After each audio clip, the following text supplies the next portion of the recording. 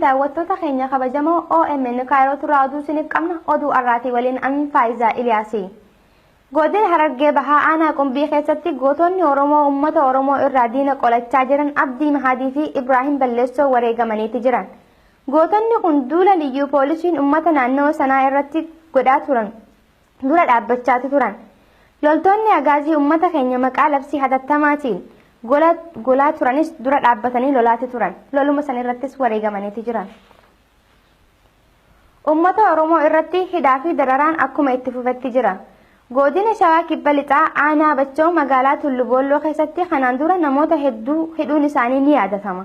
Yeroo ammaa warreen hidhaman keessaa maqaa isaanii Barsiisaa Girmaa Caalaa bara dabre dararaa hedduun booda kan gadi lakkifaman. Shibbiruu Bayyanaa hojjetaa waajjira aadaa fi turizimii aanaa sanii kan tahanii fi hiriira guddaa adoolessaa irrattis mana hidhaa xollaa kan turan. Barsiisaa Abbabaa Hangaasaa Piripaaraatoorii Tullu Boolloo irra kan barsiisaa turan. Dr. Sanyii Iddoosaa hospitaala Tullu Boolloo irraa. Akkasumas Daanyee Boonsaa hojii dhuunfaa Addunyaa Urgeessaa qotee bulaa namoonni kunniin mana isaanii irraa agaajiidhaan ukkaanfamanii fuudhamaniiti jiran. Iddoon isaan itti ukkaanfamanis hanga ammaa hin beekamne. Godina addaa naannawaa Finfinneetti kan argamtu waldaa kiristaanaatti uummata nagaan waaqeffataa ture Komaandi Poostiin manatti itti seentee reebichaa fi hidhaan waltajjii adda facaasuun jiraattonni himaniiti jiran. Magaaluma tana keessatti badii tokko malee hawaasa hidhuunis itti fufeeti jira. Usmaan Abdulatiif waan qindeesse qaba. Godina addaa naannawaa Finfinnee magaalaa Burraayyuu keessatti waldaa kiristaana Oromoo hawaasni nagayaan itti waaqeffataa jiru Komaandi Poostiin itti seentee waltajjii facaaftee warra achitti waaqeffataa ture hidhuu fi waldee san dhiitanii cufuu jiraataan magaalaa sunii tokko Oromiyaa miidiyaa neetworkitti himan. Magaalaa Burraayyuutti yeroo darbe mana barumsaa Burraayyuu sadarkaa lammaffaa fuulduratti waldaa kiristaanaa takka jirti.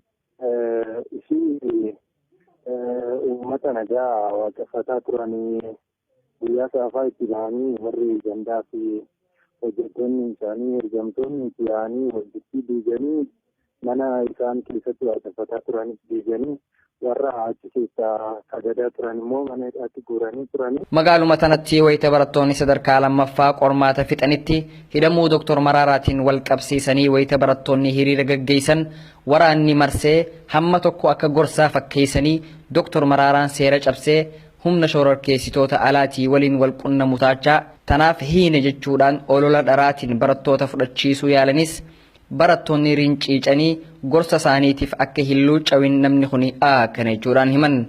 Dabalataan ammoo jimaataa dhingaggaa barattoonni sadarkaa lammaffaa Burraayyuu qormaata irra turanii isa booddee haala isaanii qormaata irra turanii yeroo qormaata turanii qoramanii ba'anii booddee barattoonni mormii dhageessisuuf jedhanii waan shakkaniif barattoota itti marsanii jaraan poolisootaan eegsisaa turanii.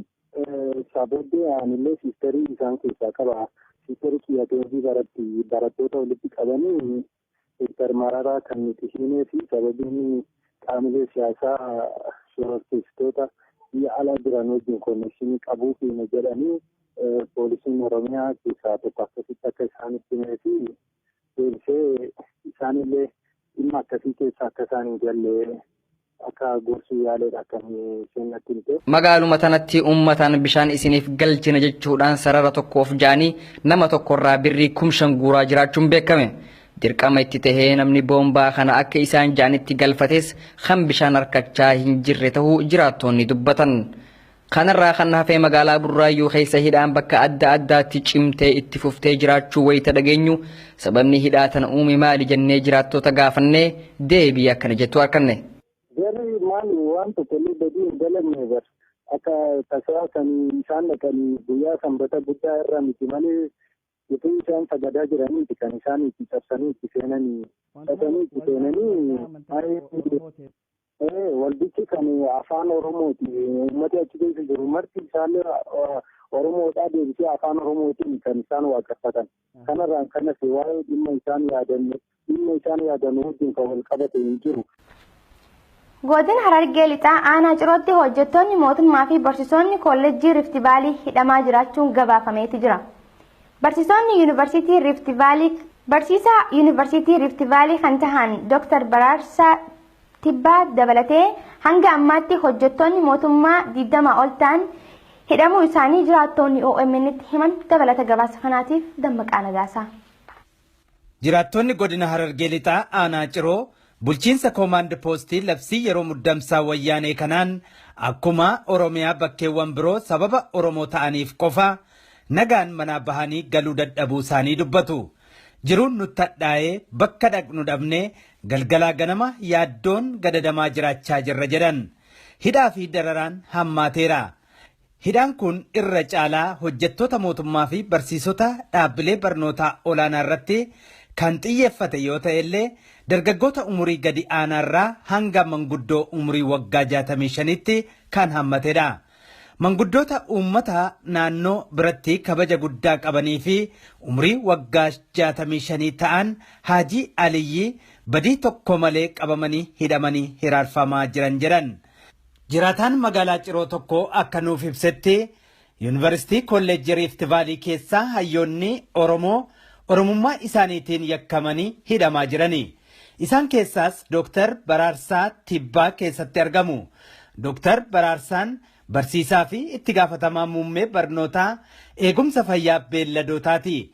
Kana birattis miseensa paartii koongiresii Federaalistii Oromooti.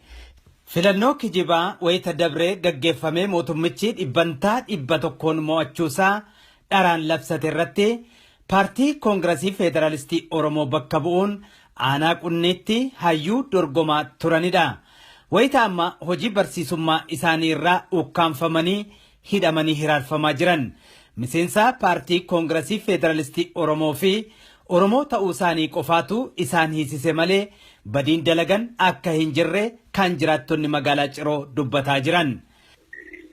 Magaalaa Ciroo keessatti namni 20 qabamee ture al tokkotti kilo kaabinoota wajjin iddoo tokko qabanii hidhanii turanii isaan wajjin bakka laga qabame san keessa namni ammasii Gileetti nama Gileetti Ahmad jedhamu jira hojjetaa mootummaa kan biraati. Haalli jiru baay'ee rakkisaadha. Naannoo kanatti immoo fakkeenyaaf ijoollee jechuu qabanii jiru. Iddoo kanatti bakka jiru kanatti Oromoo taate maqaa ta'e tokko hin jiru Oromoo ta'uudhaaf yakkamaadha yeroo ammaa kana. Akkuma Dr. Baraarsaa guutummaa Oromiyaa keessatti wayita ammaa miseensonnii fi deeggartoonni paartii koongiresii Federaalistii Oromoo jumlaadhaan hidhamanii hiraarfamaa jirani. Kanneen lubbuu isaanii dhabanis hedduudha. Kan biraan hafnaan dura ta'an paartii koongiresii Federaalistii Oromoo Profeesar Mararaa Guddinaa kamisa dabree 30 bara 2016 imala isaanii gara Awurooppaatti taasisan xumuratanii wayita gara biyyaatti deebi'an qabamanii hidhamuu isaanii aangawoonni mootummaa Ameerikaa fi koomishiniin gamtaa Awurooppaa cimsanii balaaleffachuun hatattamaan akka gadi lakkifaman gaafataniiru. Aangawoonni Ameerikaa akka jedhanitti himannaan Profeesar Mararaa irratti dhiyaatee jiru fudhatama akka hin qabnee fi yoo xiqqaatee waggoota 20 darbaniif bareechanii akka Profeesariin beekan ibsaniiru. Gamtaan Awurooppaas cimsee akka akeekkachiisetti mootummaan kun rakkoo jiru furuuf gara waltajjii mariitti akka dhufu eegna malee hidhaa hoogganaa paartii kanaa miti jedheera. Tarkaanfii itti aanu fudhachuudhaafis gamtaan Awurooppaa irratti hojjetaa akka jiru karaa dubbii himtuu koomishinichaatiin jimaata dabree beeksiseera. Godina Arsii aanaa Jajuu keessatti miseensota koongiresii Federaalistii Oromootii fi hawaasa keessa deemanii namoota barbaadan hidhaa jiraachuun beekame. Aanuma tana keessatti kiniin hin beekamne hawaasa dirqisiisanii liqimsiisaa jiraachuun hibatame. Dabalata gabaasa kanaatiif Usmaan Abdulatiif. Godina Arsii aanaa jajuu gandoota gammoojjiitti miseensota Koongiresii Federaalistii Oromootii fi namoota sochii hawaasaatiif sababa tahan ja'anii yaadan hidhaa jiraachuun beekame. Amma duraas aanuma kanarraa namoota 300 ol guuranii achi buuteen isaanii dhabamuu fi yeroo ammaan tanaa manguddoota gorfatanii joollee barbaadan karaa manguddootiin ifa harkatti galfachuuf akka buxaalaa jiran jiraataan aanaa sanii tokko Oromiyaa Miidiyaa Neetworkitti himan. Godina Arsii aanaa jajuu gandoota gammoojjii gandaalaa galleetti fi alaagaa dura jechuudha. Haalli jiru yeroo ammaa kana yaaddessaadha. Akkuma jiruun paartileen Koongiresii Federaalaa Oromoo fi hawaasa kanneen marsaa lammaffaa jedhanii bu'uuraa jiranii marsaa lammaffaa jedhanii bu'uuraa jechuudha darbe. Kanaan durallee karaa nama 300 jechuudhaan sanarraa kasaanii achi buusee jedhamee jiru. Inni lammaffaa immoo mootorri akka jiru guuramee jira. Waliigalamuu rakkooleen jiru qoricha miseensaa jedhanii waan isaan beekamu uummata gidduu nyaachisaa jiru. Aanuma kanatti dhukkuba fuulduratti isinitti dhufu isinirraa ittisa jechuudhaan kiniina maalummaan isaa hin beekamne gandarra deemanii dirqiidhaan namoota liqimsiisaa akka jiranii fi namoonni kiniina kana liqimsan yaratanii dhukkubsatanii ciisaa akka jiran dubbatan. Kiniinni kan namu kun joollee amma lafaa kaatuu fi namoota gurguddaafis gos tokko kan namaa akka jiruu fi akkasuma dhiira caalaa shamarran kiniina kanaan miidhamaa jiraachuun beekame. Haalli gurguddaa biyyattii keessaa Arsii akkuma jiru. Arsii baati akka Arsii baati kanarratti xiyyeeffannoo guddaan kan jiru. Akkasuma ijoollee achi buuteedhaan jira ijoolleen jalqabaa qaban jechuudha. Maskaraan keessa qaban. Ijoolleen biyya ishee jirtullee ijoolleen qaata maskaraan keessa fuudhamtee tartee makiinaa ishee hojjaatu achi fuudhamee achi buuteen karaa isaan jiran ijoolleen ooluu sitti ijoolleen achi jirtu ijoollee fedhatee bakka jirtu. Manguddoon naannawa sanii keessattuu Arsii bahaatti argaman joollee waraanni diinaa guuraa jiru tana akka ilmaan isaaniitti ilaalanii diina jalaa baraarsuu fi Oromoon guutuu Oromiyaa keessa jiran daran walitti dhihaatanii diinaaf wal saaxiluu irraa akka if birratan namni nuti dubbifne kuni dhaamsa sabboonummaa kana maayirattis dhaammatan. Abbaan qabeenyaa Oromoo beekaman Haaji Baatii Wootiyyee kan jedhaman yeroo hajjii umraa irraa galan buufata xayyaaraa booletti kaleessa loltoota agaaziitiin ukkaanfamanii mana hidhaatti darbafamanii jiran. Kun kanaan ta'ee osuma jiruu godina Arsii lixaa magaalaa Shaashamannee keessatti abbaan qabeenyaa Haaji Baatii akkuma abbootii qabeenyaa Oromoo biroo sababa Oromummaa isaaniitiif hidhamanitti innis Oromummaan isaa akka yakkaatti ilaalamee mana hidhaatti darbamanii hiraarfamaa jiraachuun beekame. Dammaqaa Nagaasaa waan qindeesse qaba. Jiraataan magaalaa Shaashamannee tokko hidhamuu Haaji Baatii Wootiyyee ilaalchisee yaadanuuf kenneen abbaan qabeenyaa beekamaa kun nama uummata isaaniitiif dhimmanii fi rakkataa gargaaruurra kan darbee nama badii dalagan miti. Mootummaan kun kan ittiin yakkee mana hidhaatti isaan darbe Oromoo ta'anii qabeenya horuu isaaniitis jedha. Mootummaan kun Oromoonni qabeenya akka hin horanne akeeka qabu qabasii jedha. Ragaan qaban tokko illee hin jiru. Wanni argan tokko illee hin jiru. Wanni isaan yeroo isaan gargaaran maallaqa ofii baasanii gargaaranii kennan tokko illee wanni argan hin jiru. Wanni isaan yaadan asoo Oromoo qabsoo uffata Oromoo kan itti haffisu. Dinagdee uffata Oromoo kan itti haffisu. Abbaan qabeenyaa ofii kunuun dinagdeen uffata Oromoo itti hafu. Dadhabsiisuuf malee wanni biraa waan yaadan hin jiru. Abbootiin qabeenyaa Shaashamannee keessa itti jiru. Amaarri hin jira. Guraageen hin jira. Malaayikaan hin jira. Tokko fayyadaman hin jiru. Oromoo qofa fayyadaman. Oromoo qofa. Oromoo fayyadaman. Oromoo qofa. Dura namoota hiddoota akka jiran abbootii qabeenyaa ijoo wanni jedhamu makkalaa jedhamu. Abbootii amantaa ni jedhaman. Imaamota masjidaa. Imaamota masjidaa jedhaman. Shaashamannee imaamota masjidaa yeroo suuratti. Imaamota badhaasa jedhaman. Isaanii kan namaa kan jedhaman. Kun ammoo ragaa qabaatanii osoo hin ta'in dinagdee uummata Oromoo itti hambisuudha. Dinagdee uummata yaadni isaanii akkasii garuu rabbiin hin jira. Akka isaan jedhan hin taasisu waan rabbi jedhee ta'a waan ta'eef akka isaan jedhan hin ta'u rabbitti hirkannaa nuti rabbitti amannaa rabbiin eeggannaa waaqa abdannaa kan uumamu. Haaji Baatii Wootiyyeen Haajii umraaf gara Saawud Arabiyaa Makkaatti malanii wayita achii deebi'an odoo firoottan isaanii fi maatii isaaniin waliin argarre humnooti tikaa sirnichaatiin buufata xiyyaara booleetti ukkaanfaman. Hanga ammaattis maatiin isaanii waan isaan keessa jiran hin beekani. Akka odeeffannoo dhufaa jirutti mana hidhaa Maa'ikalaawii keessatti hidhamanii hiraarfamaa jiraachuu akka hin oolle namni kun kan dubbatan. Sababiinsaas abbootiin qabeenyaa Oromoo godina Arsii Lixaa magaalaa Shaashamannee fi naannoo ishii irraa qabaman marti isaanii Maa'ikilaawiitti hidhamanii hiraarfamaa jiru. Oromoonni magaalaa Shaashamannee fi naannawaa ishii hidhamuu abbootii qabeenyaa Oromoo kanaan wayita ammaa aarii guddaa keessa jiran.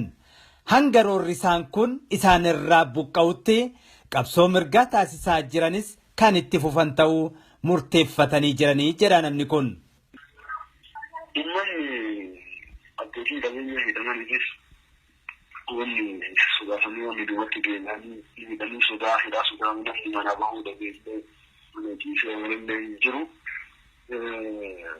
Garuu kun ammoo maaliif hidhamanii amma wanni Itoophiyaa keessa jiru maaliif hidhamanii maal galmeessanii hidhamanii akkamitti hidhamanii yeroo kam hidhamanii maal sha'anii wanni gaafiin kun jiru maal hidhaman tasuma wanni maaliif hidhaman jedhu jiru maaliif dhugaan wanni jiru maaliif hidhaman yeroo jedhamu yeroo dimokiraasiin Oromiyaa keessa jira yeroo dimokiraasiin Itoophiyaa keessa jira gaafiin kunuu awwal wajjin maaliif hidhaman gaafiin jedhamu yoo dimokiraasiin jiraate maaliif hidhaman jedhanii yaa'u dimokiraasii waan hin jirre justice, freedom, waan hin jirreef gaafiin gaafatamuu wanni gaafatamuu jiru maaliif ammoo mootummaan abbaa irreeti itti ilaa jiru mootummaa abbaa irree waan ta'eef gaafii gaafachuu gonkumaa hin danda'amu. Egaan daawwattoota keenya kabajamoo fi jaallatamoo OMN kaarota irraa oduun isiniif qabnu kanuma fakkaataa qophiilee OMN kanneen hafan waliin turtii gaarii.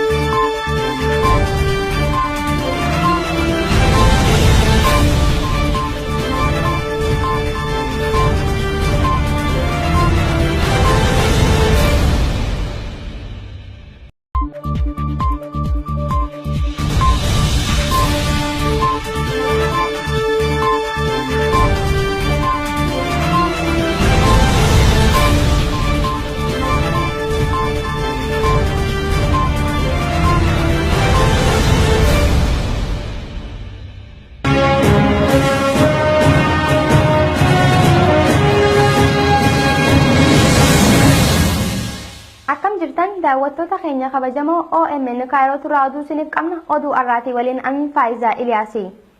Godina Harargee Bahaa Aanaa Qumbii keessatti gootonni Oromoo uummata Oromoo irraa diina qolachaa jiran Abdii Mahadii fi Ibraahim Balleessoo wareegamaniiti jiran.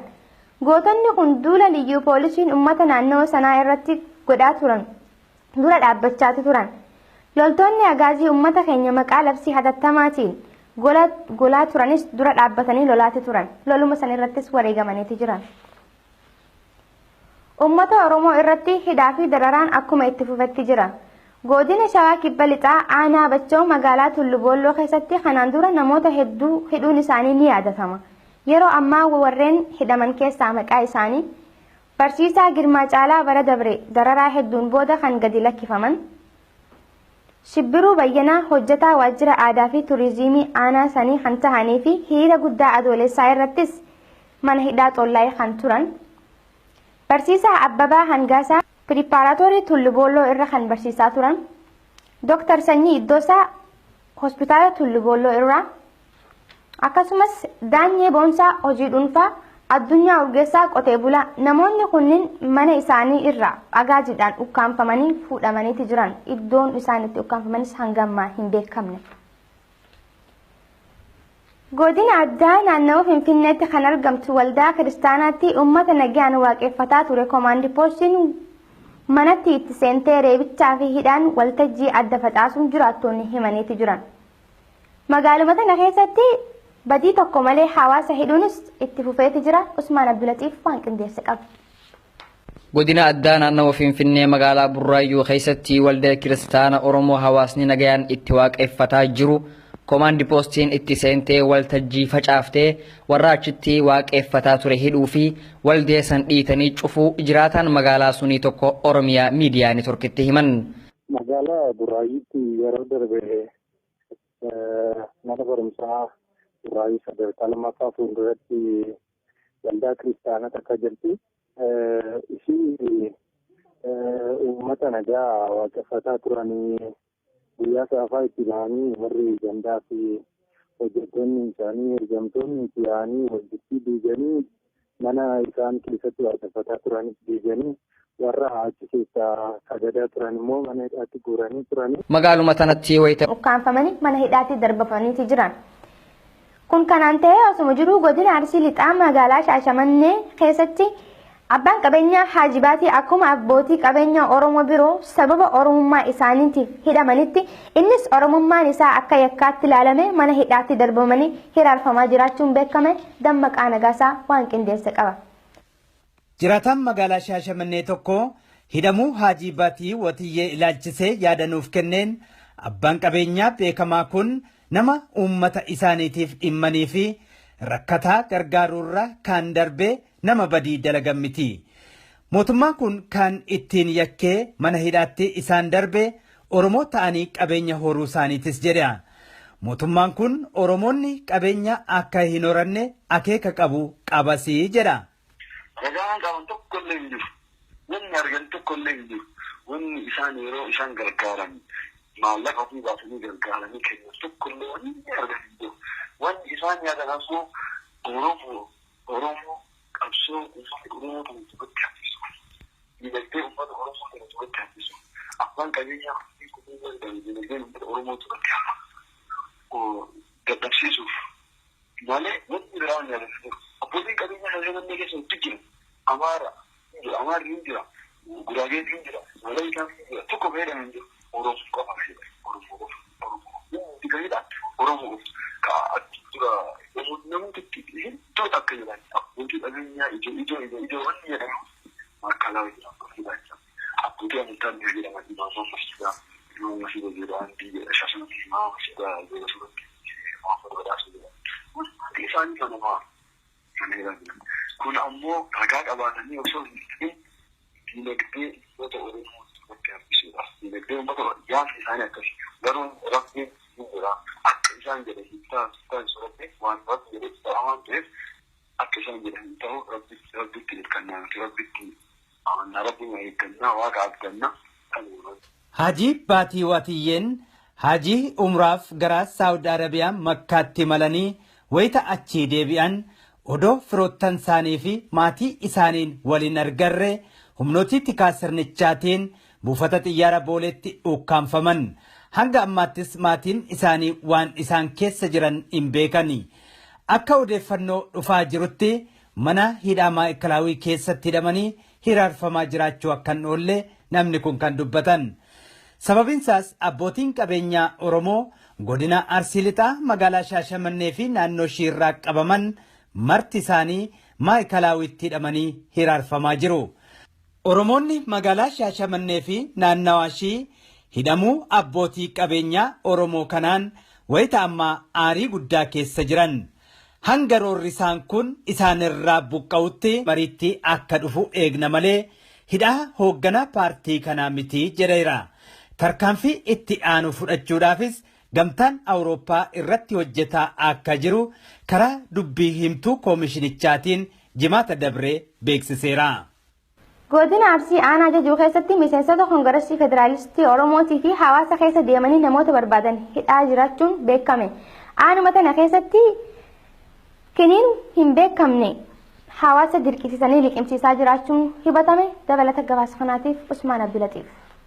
Godina Arsii aanaa Jajuu gandoota gammoojjiitti miseensota Koongireesii Federaalistii Oromootii fi namoota sochii hawaasaatiif sababa tahan ja'anii yaadan hidhaa jiraachuun beekame. Amma duraas aanuma kanarraa namoota 300 ol guuranii achi buuteen isaanii dhabamuu fi yeroo ammaan tanaa manguddoota gorfatanii ijoollee barbaadan karaa manguddootiin ifa harkatti galfachuuf akka buxaalaa jiran jiraataan aanaa sanii tokko Oromiyaa miidiyaa neetworkitti himan. Godina Arsii aanaa Jajuu gandoota gammoojjii ganda alaagaa dureetti fi alaagaa dure jechuudha. haalli jiru yeroo ammaa kana yaaddessaadha. Akkuma jiruun paartileen koongireesii federaalaa Oromoo fi hawaasa kanneen marsaa lammaffaa jedhanii bu'uuraa jiranii marsaa lammaffaa jedhanii bu'uuraa jedhanii darbu. Kanaan durallee karaa nama 300 jechuudhaan kanarraa kasaanii achi buusee jedhamee jiru.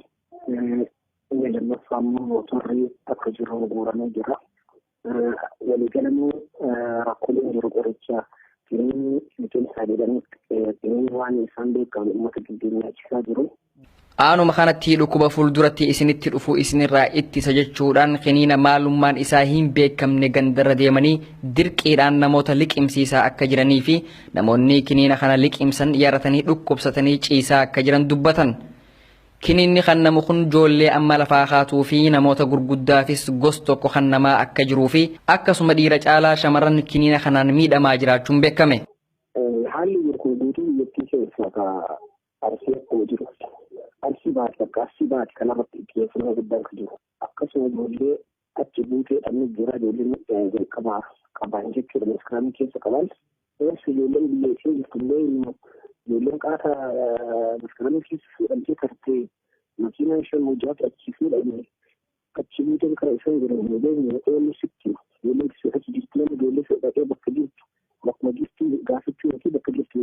Manguddoon naannawa sanii keessattuu arsii bahaatti argaman ijoollee waraanni diinaa guuraa jiru tana akka ilmaan isaaniitti ilaalanii diina jalaa baraarsuu fi Oromoon guutuu Oromiyaa keessa jiran daran walitti dhihaatanii diinaaf wal saaxiluu irraa akka if birratan namni nuti dubbifne kuni dhaamsa sabboonummaa kana maayirattis dhaammatan. Abbaan qabeenyaa Oromoo beekamaan Haaji Baatii Wootiyyee kan jedhaman yeroo hajjii umraa irraa galan buufata xayyaaraa booletti kaleessa loltoota agaaziitiin. Barattoonni sadarkaa lammaffaa qormaata fixanitti hidhamuu Dr. Maraaraatiin wal qabsiisanii wayita barattoonni hiriira gaggeessan waraanni marsee hamma tokko akka gorsaa fakkeessanii Dr. Maraaraan seera cabsee humna shororkeessitoota alaatii waliin wal qunnamu taachaa tanaaf hiine jechuudhaan olola dharaatiin barattoota fudhachiisuu yaalanis barattoonni rinciicanii gorsa isaaniitiif akka hin luuccawin namni kuni akkana jechuudhaan himan. Dabalataan ammoo jimaataa dhingaggaa barattoonni sadarkaa lammaffaa Burraayyuu qormaata irra turanii isa booddee haala isaanii qormaata irra turanii yeroo qormaata turanii qoramanii ba'anii booddee barattoonni mormii dhageessisuuf jedhanii waan shakaniif barattoota itti marsanii jaraan poolisootaan eegsisaa turanii. Isaa booddee anillee siisterii isaan keessaa qaba. Siisterii kiyyateefi barattoota walitti qabanii Dr. Mararaa kan nuti himee fi sababiin qaamilee siyaasaa shororkeessitoota biyya alaa jiran wajjin konnekshinii qabuu fi jedhanii poolisiin Oromiyaa keessaa tokko akkasitti akka isaanitti himee fi deebisee isaanillee dhimma akkasii keessaa akka isaan hin galle akka gorsuu yaaleedha kan seenatti himte. Magaaluma tanatti uummataan bishaan isiniif galchina jechuudhaan sarara tokkoof jaanii nama tokkorraa birrii 5,000 guuraa jiraachuun beekame.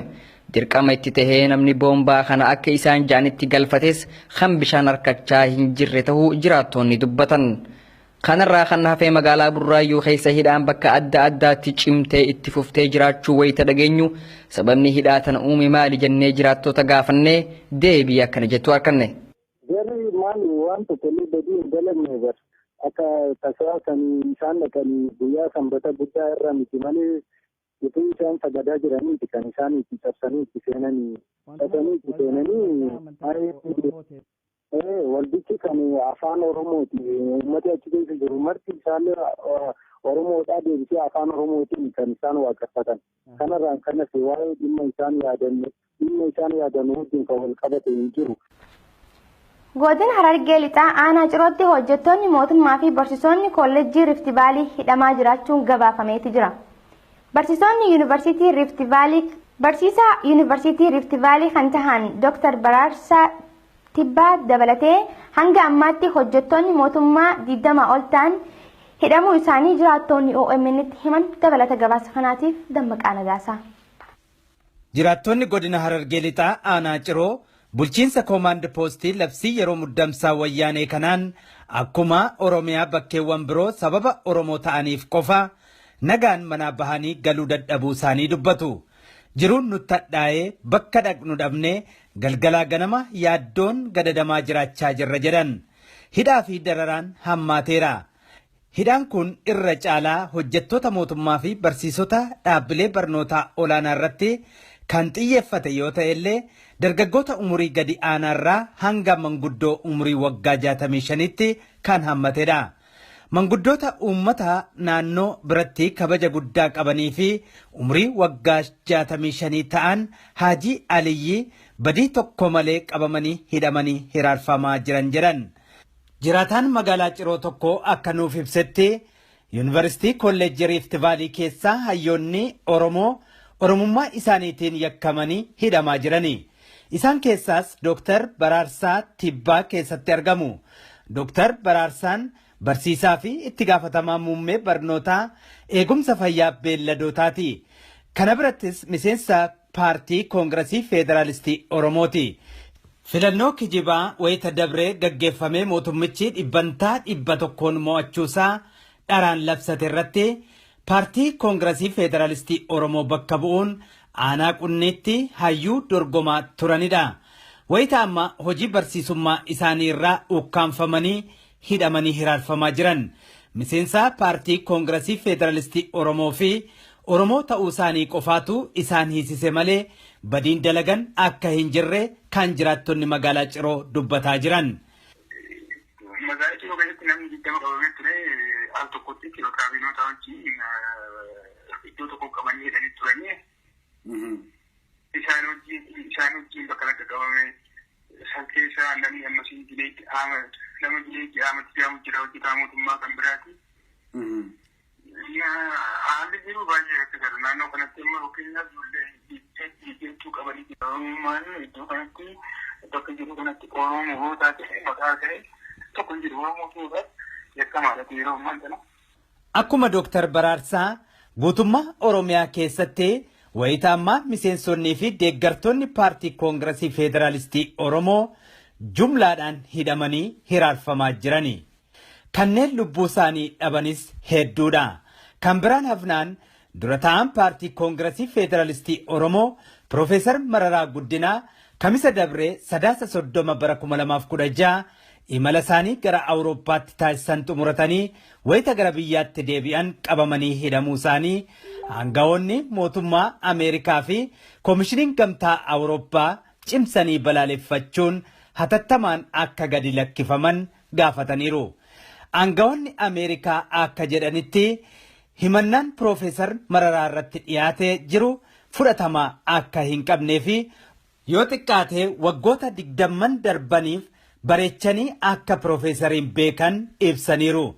Gamtaan Awurooppaas cimsee akka akeekkachiisetti mootummaan kun rakkoo jiru furuuf gara waltajjii